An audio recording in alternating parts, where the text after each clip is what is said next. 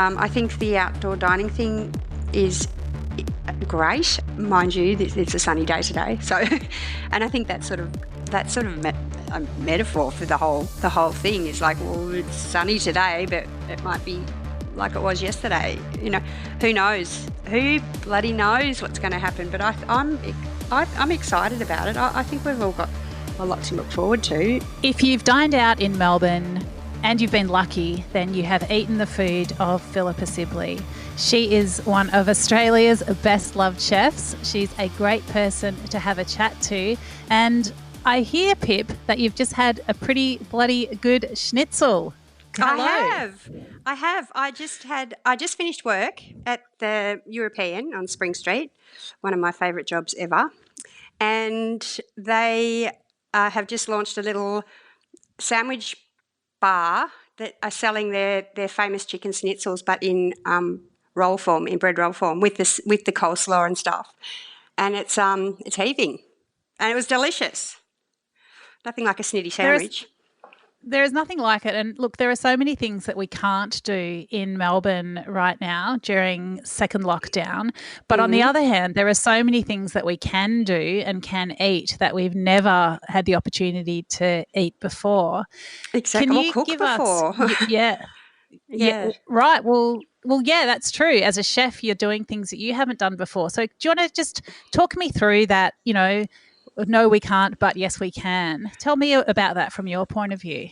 Well, I've never cooked as much in my life for people that I love, and people that I've just met. I've met a lot of people, in fact, more people than I've met before in such a short amount of time, and made friends. And because we've only been able to have small gatherings, we've had, this is in the first lockdown, I've been cooking things that I've always wanted to cook but never had an opportunity to. So I reckon I've learnt a lot. And I also learnt a lot about what I know, what I've learnt, which is great. I've just been able to apply, my knowledge to whatever I feel like cooking, which has been amazing. It's been a real eye-opener and really motivating and really inspiring. And, yeah, so I've sort of turned it into a little side hustle for myself. That's so interesting. I mean, tell me what you mean. Like, why have you been able to do these new things, and what are they? Well, I've been living with a friend who's a real socialite and just loves food. And so I've been cooking, all sorts of, like a coulibiac and all these things that I've always thought, I'd really like to make that one day, but never have had the opportunity. Okay. It's true. It's, especially as being a chef, you really hardly ever do get to cook for, like in a dinner party form or for, for just for two people or for yourself even, because you're working nights and that sort of thing. So I've been cooking like crazy, and I've just started a little business called Take3, Take3, and so I'm delivering on Tuesdays 3 main courses, so 3 dishes with a side and 3 desserts for $100, which is pretty good. I mean, it's $33-ish for a meal, 2 courses. It usually costs you that much for a pizza delivery, apparently, so they tell me. So every week I change it.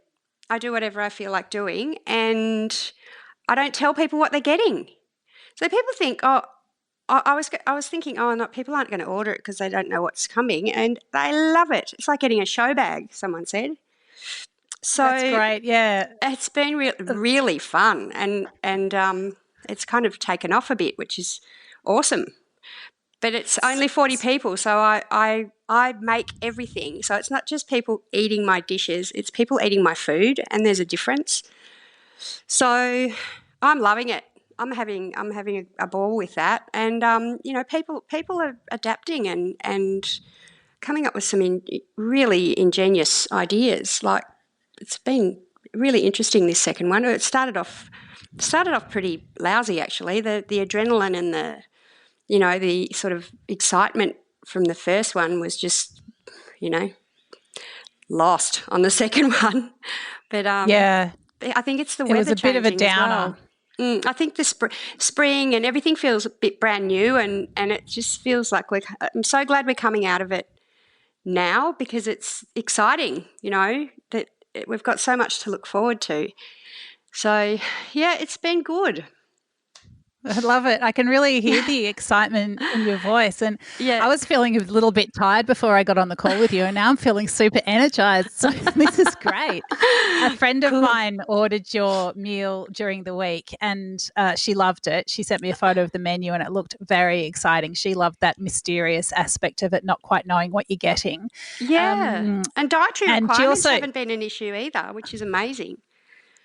Yeah, that is amazing. I've heard that from other people where, of course there are people who have, legitimate allergies and they have to be accommodated, of course. But I think a lot of the preferences, a lot of the, I feel a bit gluten-free today. I think a lot of those have sort of melted away as people have just, I guess, gone back to basics and I think we're grateful for good food. Exactly. I've got so many questions, but the first one I need to just check in on is, what is a coulibiac? Coulibiac. Coulibiac. It's an old Russian. It was initially made for the Russian Tsar somewhere back in the day, and it's a whole side of salmon, and then it has saffron rice, mushroom duxelle, chopped egg, and then it's all wrapped in herb crepes and then wrapped in brioche and then baked. Oh, wow. And it's amazing, and usually served with like a lemon, a beurre blanc or whatever, and, can put some caviar in there and make it real Russian, but it's so delicious. And, it's not something you could ever do in a restaurant, because that's another thing I've been loving. Like, there's certain things you can't do in a restaurant. I mean, there's a whole brie, that sort of thing.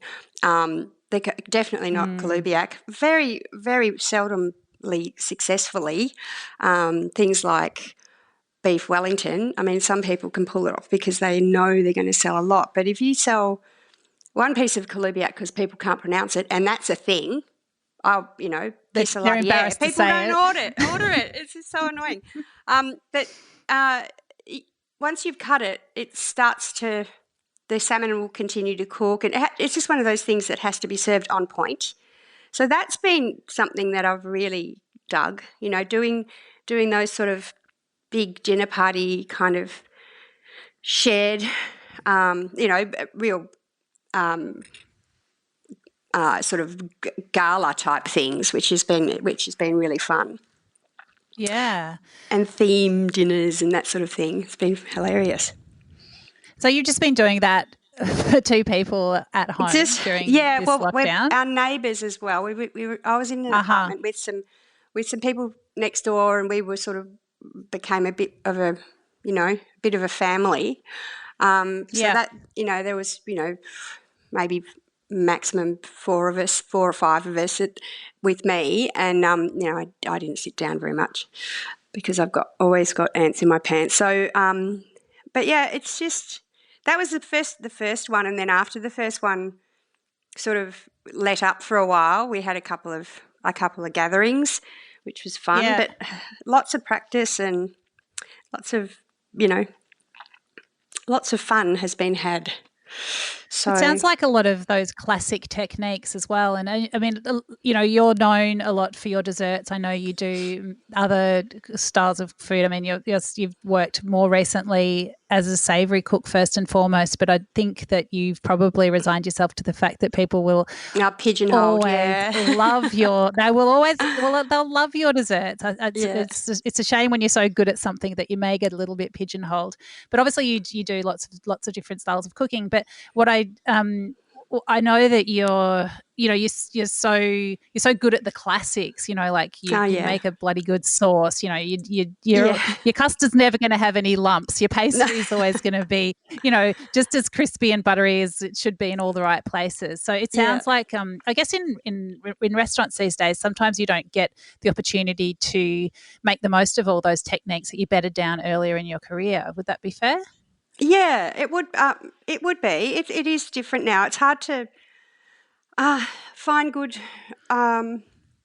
people who are willing to teach, but then kids that you're willing to teach as well, because I think chefs and cooks my age are a little bit like I went through hell to learn when I fought and died for this country, that sort of thing, and then kids come in and they're like, I'm on my break in a minute, and they're not all like that, but that it is slim pickings for people who are really as into it and as into learning as I was, and my kind of contemporaries were. So it's changed, but who knows what's going to happen when everything kicks off again and how it's all going to fall into place. I'm actually doing cooking classes on Zoom now for sort of morale boosting for companies. So that's been fantastic for Cbus, and I've done a couple for Cbus and they've booked again. And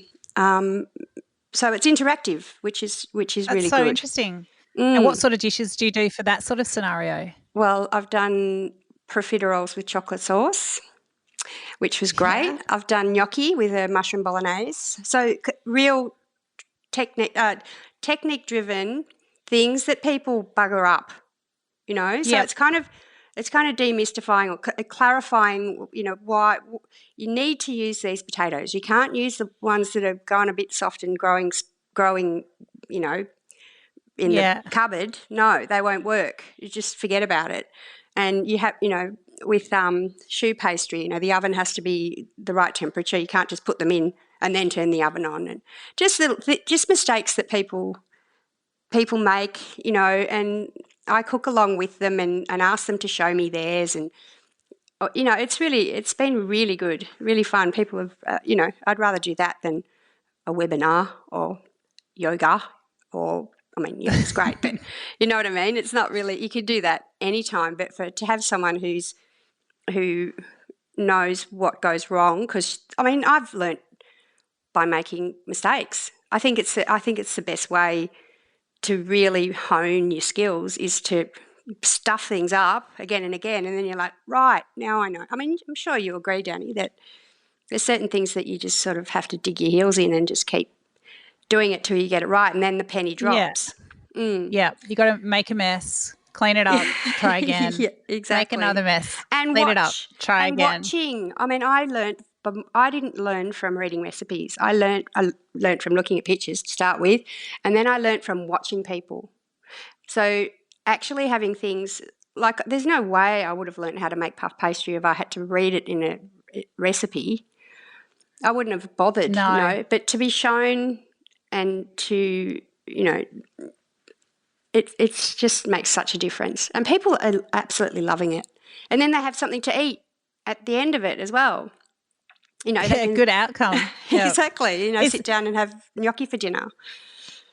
You said at the start of the conversation that you sort of realise the things that you know. Is that something that you've perhaps seen through those cooking classes, where you realise that things that come naturally to you, or that you've just embedded through years of doing it, that it's actually an amazing hack or a tip for somebody who, for example, didn't know which potato to use?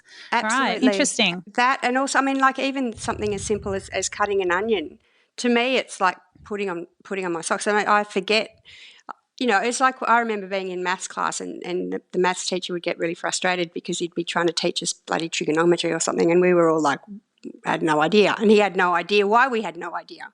It's that sort of thing. So just cutting an onion right, people were like, wow, that's great. Thank you so much for that. And it's like, no worries. Make sure you've got to, but because it's kind of, it's a fine line between being, I have the fear of maybe being patronising and telling people something that I don't know what people know. But so it's a learning experience for me as well to find out how I can help, which is really fun. Yeah, that's so interesting. I think there are some things with cooking, like you can never know it too many times. And of course, we can all hack away at an onion, but the way that you do it, I'm sure, is pretty pretty great and very efficient. And even if you're still very happy with the way that you cut an onion yesterday, I think to see how you cut an onion would be really great. And I think you could apply that to all kinds of things. Like I'm sure for you to cook a steak or for you to even cook pasta, probably for you to butter some toast, I'd probably learn something. Well, and I'm still absolutely still learning, and I'm learning every day from that. I mean, those classes, I've learnt things already. Well, it's best if I, if I do that next time, it'll be better and easier for them, and probably turn out better for me as well. Like the more that you do something, the more you learn, how to do it better. Yeah, well, I think with food, you honestly never stop learning, and it's one of the reasons that I love engaging with it so much. It's also such a great opportunity to meet people and talk to them and have some pretty deep but fun conversations. Exactly. And you said that it's allowed you to talk to more people during this period. So tell me about that. Why have you been able to engage with people more? Probably just because I'm moved from Richmond. I moved from Richmond right at the pretty much just before lockdown, and I was living with Jane Semple, who's just can't not socialise, and even if it was just talking to other dog owners in the park or whatever, and or people, talking to people on Zoom and stuff, and it just changes being with different people. I was very I was a loner. And I've kind of been forced to be a bit more social, and so I've learnt that. I've learnt how to be a bit more social. It's been great. It's so weird because aren't we all supposed to be isolated and lonely during this period? It's so interesting that you flipped it. I would have been lonely because I would have been living by myself in Richmond, and I was living with Jane, thank goodness. I mean, I was just sleeping on her couch. I was couch surfing, looking for a place of my own, and we got locked in.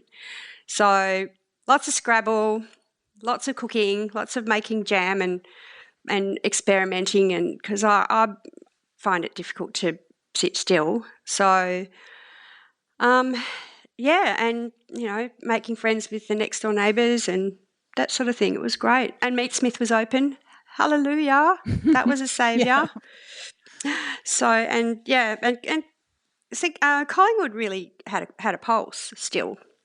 I'm so glad that that's where I ended up for lockdown, because I wouldn't want to have been in the suburbs and within the 5K radius from Collingwood Fitzroy is pretty much everywhere. So I've been really lucky, and I realise that I've been lucky, and I've had one of the worst but also one of the best years of my life, to be honest.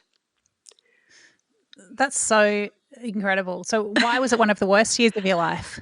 Just because I was a bit crook initially. My son moved out. I was looking for a place, and it was the JobKeeper wasn't cutting it, and this side hustle took a while to take off, but now it has, and it's just all been very one up, one down, but now it's pretty much all up. So yeah. And I've gotten to make new friends and hang out with cool people. So, and tell me what's happening at the European at the moment. Well, we've been chugging along with the Spring Street grocer. So, yep. And we've been doing home deliveries, which have been going really well. We've done an Italian one this week, like dinner boxes, which are beautiful. The wine shop's been trading as a wine shop. We're all just really getting really toey. We really want it to all kick back in. And with the outdoor dining, I think that'll be, it'll be a thing. I think it's one of the first places people will think to go back to. It's such an iconic, fabulous place. I love working there. It's such a great place to work. So I can keep doing that. Why is it so good? Oh, well, a testament to that is that most of the people who work there have been there for 10 to 15 years. So it's just a real family. Con and Josh are fantastic. There's a real sort of sense of optimism and fun, and I get along with the head chef for the first time ever in my life, which is great. I know. I just love it. And I've been going there for years as well. It's pretty much the only place I hadn't worked yet. So yeah, it's such an iconic place. So for people who don't know, the European is on Spring Street at the top end of the city. It's part of a cluster of Conte Christopoulos restaurants. So there's the European, precinct. City Wine. It's a precinct, isn't it? And there's that big pavement close to empty theatres, but it is close to theatres. Opposite the Parliament. Close to Parliament. Yeah. And it's got the Melbourne Wine Room. Oh, sorry, Melbourne Wine Room. The supper club upstairs, and then Siglo above that. And Angel around the corner, and the Butcher's Diner, and it's just really humming little corner. It's a good spot, and it's just very much Melbourne. It is so just, Melbourne. Yeah, classic food, just classic bistro dining. Always a level of quality, and that's even before you were there. So yeah, great service, amazing wine list. Yeah, love it. It's just a good place. I'm glad to hear that you're so happy there, and looking forward to it gearing back up. But do you think you'll be able to continue doing your mystery dinners when things Yes, because it's only again? 2 days. It's only 2 days. So I do 40 times 3, okay, but 40 main courses, 40 desserts, and it's 3 days, Sunday, Monday, Tuesday I deliver. So, yeah, absolutely. I'm not letting it slide. I love it. Hopefully people will stay engaged. The thing about it, the thing I think that will keep people engaged is the fact that they don't know what they're getting, and also the fact that it is only three nights, and it's not expensive. So people don't feel like they're being too extravagant or too lazy. Yeah. And the dishes are all made fresh on Monday and Tuesday, so they can be frozen as well, So it's, I don't know, it really makes sense to me. It really just clicked with me, the idea, and I'm glad people are getting into it. So, yeah, I'm going to keep going for sure. And for you, is it a chance to experiment with dishes or to cook things that wouldn't work in a restaurant setting, to try out new produce? Like, how do you sort of come up? How do you work with the creative side of it? Well, massive repertoire, I think, and I mean, I've been cooking now for over 33 years, for goodness sake. So, I don't know. That's got a bit of a back catalogue. Yeah, that's probably my greatest strength. I think is being able to come up with menus. That's the easy part for me. It really is. So, and seasonal. I mean, I'm going to the market. Getting seasonal things. Desserts are, I don't know. That's the easy part for me. I know it's hard for some people, but packing everything at the end of it, it's where my brain unravels. It's just funny. I've learned how my brain works, and my brain is a sprinter. It is not an endurance runner. So that's another reason why this is really good for me, because it's very much not monotonous. So interesting. But yeah, I do have quite a repertoire to draw on, and I'm like, oh yeah, I remember that. Let's do that. And there's certain things I can't do, of course, because people have to be able to reheat it themselves. But all the salads are in kits, and I put the pastry on for pie. I did a chicken pie last week, and I put the pastry on. I thought, should I cook it first? And I thought, no, just put it in the instructions to cook it at this temperature for this long until it looks like this. And people loved it. But when you get a pie, normally it's already cooked, and then you reheat it, and it's so this way people can freeze things very safely and then reheat them. So I think it works. I think it's gonna be a thing, hopefully. I think there's a lot of things that people have tried during this period that are going to continue. It'll be interesting to see which of the innovations persists and which ones to end up being just a bit of a pandemic pivot. But I think people are they're always going to want to eat at home and they're always going to want convenience. So I think it'll definitely be part of the landscape. Well, things like, Uber Eats is never going to go away, but that you have to eat that straight away. Mm-hmm. So there's no flexibility with that, and things like Marley Spoon. Probably shouldn't be mentioning Marley Spoon and HelloFresh and stuff. You have to cook it yourself. So this is sort of in between that. And you get so many sweet potatoes when you get HelloFresh. Oh my goodness, all sweet potatoes. Anyway, potatoes. Anyway, so this is it's sort of in between that, it's, I don't know. We'll see what happens. I hope it goes great, guns. I'm sure it will. Yeah. Definitely. So, Philippa, there's a lot of young cooks that listen to this podcast, and I want to talk to you about being a woman in the industry and, being a mum and a single mum in the industry. Have you got any words of advice or caution or strategies for how people can navigate it? Well, not really. I can't really compare because I don't know what it's like to not be that. So, I think there's been some serious trailblazing done. I think it's a lot. There's a lot less, many fewer issues in the kitchen for women now than there was, like, for example, when myself and Karen Martini and Nikki Reamer and us old birds started. We kind of, if any of the nonsense nincompoopery that happened to us, there would be hell to pay. So, and with the being a single parent thing, look, I don't even know. I can't even remember how I did it. You just do it. He's a good cook too now, and he lives by himself. So I don't know. It's a hard question.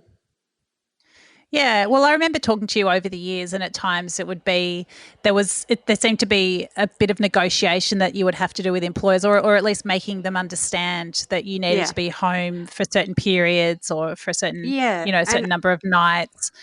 Everyone's been great. Everyone that I've worked for has been fantastic with that. So it's not ideal. That's how I know about HelloFresh, because I used to get it for Donovan so that he could cook for himself because I wasn't home, 4 nights a week or whatever. Right. There you go. But look, I'm sure it could have been easier. It could have been better, but it was what it was, and here we are. So yeah. I guess it's about. Often it's just about saying what you need, I think, and having the confidence to do that. And that could be in any circumstance. It could be, if people are dealing with all kinds of different life circumstances, no matter who they are and what their family situation is. But I think exactly it's great if people feel there's room in the business that they work for where they can say, look, you know what, this isn't quite working for me and I need it to be a little bit more like this. And, of course, to have employers and managers that will meet them more than halfway. Yeah, exactly. Yeah, I've been lucky with my employers. So, but I was at the point where I was kind of pretty established as someone who, I don't know, for want of a better term, knew what they were doing. So I probably got treated better than some people do. It's definitely hard. In fact, I don't know many single mothers who cook. I don't know many people, but not many chefs anyway. Chefs don't really hang out together because they all work nights in different restaurants. So yeah, it's it would be hard. Interesting. So you're looking forward to reopening at the European. What's your feeling like? What are people talking about, thinking about? How are people generally feeling about reopening? And what do you think is going to be the same in Melbourne, and what do you think is going to change? We've stopped asking. We've stopped. Nobody knows what's happening and when. It's become such a sort of a tunnel, and things change so quickly. I think a lot of restaurants will probably slip through the cracks and won't return. I think the outdoor dining thing is great. I think it's really it'll shine a new light on the way people use Melbourne. Mind you, it's a sunny day today, so and I think that's sort of a metaphor for the whole thing. Is like, well, it's sunny today, but it might be like it was yesterday. Who knows? Who bloody knows what's going to happen? But I'm excited about it. I think we've all got a lot to look forward to. Definitely coming out of the doldrums, I think. Everyone's upbeat at the European. So that we've stopped asking when are we opening. It's just no point. It's like asking how many rocks there are, Yeah. So just let it roll along. Just let it roll. Yeah. Yeah. It's fantastic. It's exciting. I think there are going to be lots of sunny days and lots of days to appreciate what Melbourne is and can be. And, yeah, as you say, new ways to imagine it and live in it and enjoy it. So it's going to be a lot of things, but one of them is going to be good. Philippa, it's such a pleasure to have you on. Thank you for energizing me with your optimism and all the different things that you're doing, and for teaching me what a coulibiac is. Coulibiac. Did I say it right? My God. Coulibiac. I'm going to write it out, stick it on my computer and practice saying it 4 times a day. Coulibiac. I can't promise I'm ever going to make coulibiac, but at least I will know what it is. I'll send you some photos of it. It's gorgeous. Thank you so much for chatting. Thanks, Dani. I'll see you soon, I hope. This is Dirty Linen, and I'm Dani Valent. We air the issues that the hospitality industry finds hard to talk about. We spend a week thrashing around each issue, hearing from different people with unique perspectives. We want to hear from you as well. If you have something that needs to be said about a topic, get in touch so we can include your perspective.